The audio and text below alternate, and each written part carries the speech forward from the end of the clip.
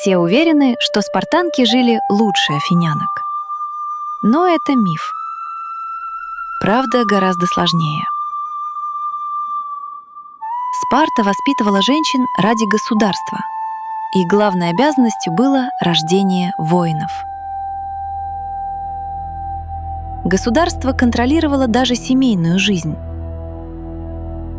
Любовь редко считалась главным приоритетом.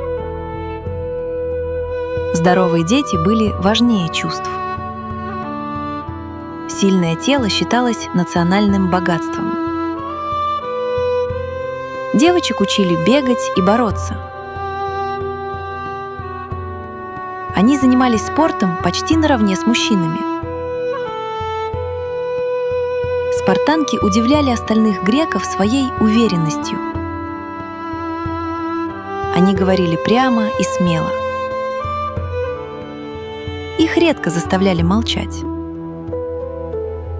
Многие владели земельными участками. Они распоряжались семейным имуществом. Мужчины часто отсутствовали дома. До 30 лет мужчины жили в казармах. Домом управляла женщина. Она принимала множество хозяйственных решений. Независимость имела свою цену. Мужа рядом почти никогда не было. Семья подчинялась интересам государства. Личная жизнь становилась второстепенной. Материнство считалось гражданским долгом. Женщин уважали за сильных сыновей. Но уважение требовало огромных жертв. Роды были смертельно опасны. Многие женщины погибали при рождении детей. Их смерть считалась почетной, как и смерть воина. Теперь посмотрим на Афины. Здесь все выглядело совершенно иначе. Афинянки редко участвовали в общественной жизни. Их права были значительно ограничены. Мужчина представлял семью перед государством. Женщина редко участвовала в политике. Голосовать они не могли. Государственные должности были закрыты. Но это лишь часть истории. Афинянка управляла всем домашним хозяйством. Дом полностью зависел от нее.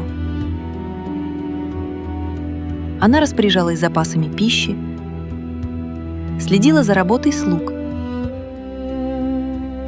контролировала домашнее производство тканей, вела семейное хозяйство ежедневно. Это требовало большого опыта. Муж редко вмешивался в домашние дела. Дом считался территорией женщины. Хорошая хозяйка пользовалась уважением. Особенно в состоятельных семьях. Но существовали и другие женщины. Их называли гетерами. Они жили совсем иначе. Гетеры получали хорошее образование, они изучали музыку, осваивали искусство беседы, читали философов своего времени, общались с известными мыслителями. Их приглашали на пиры. Законные жены туда почти не приходили. Гетеры свободно разговаривали с мужчинами, они обсуждали политику и спорили о философии. Многие были финансово независимыми. Некоторые владели собственным состоянием. Их мнение иногда высоко ценили, но гражданками они не считались. Их свобода имела ограничения.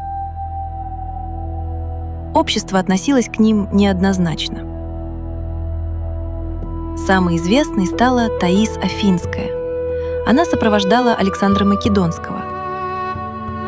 Ее имя сохранили древние авторы. Позже Таис стала супругой Птолемея. Ее влияние обсуждают до сих пор. Не каждая жена обладала такой свободой. Но и не каждая гетера. Исключения существовали всегда. Спарта ценила силу, Афины ценили происхождение. Каждое общество имело собственные правила. Свобода выглядела по-разному. Иногда свобода означала новые обязанности, иногда ограничения скрывали неожиданные возможности.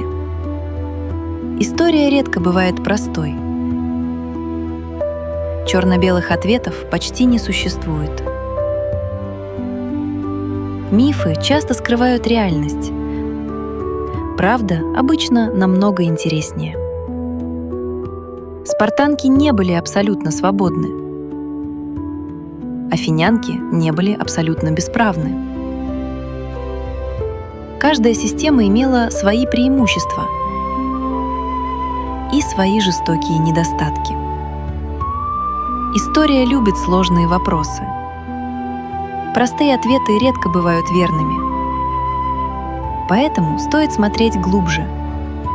Именно детали меняют наше мнение. Именно факты разрушают мифы. Прошлое всегда сложнее легенд. Именно поэтому история так увлекательна. Какой мир выбрали бы вы, Спарту или Афины? Не забудьте подписаться на канал. Здесь много интересного.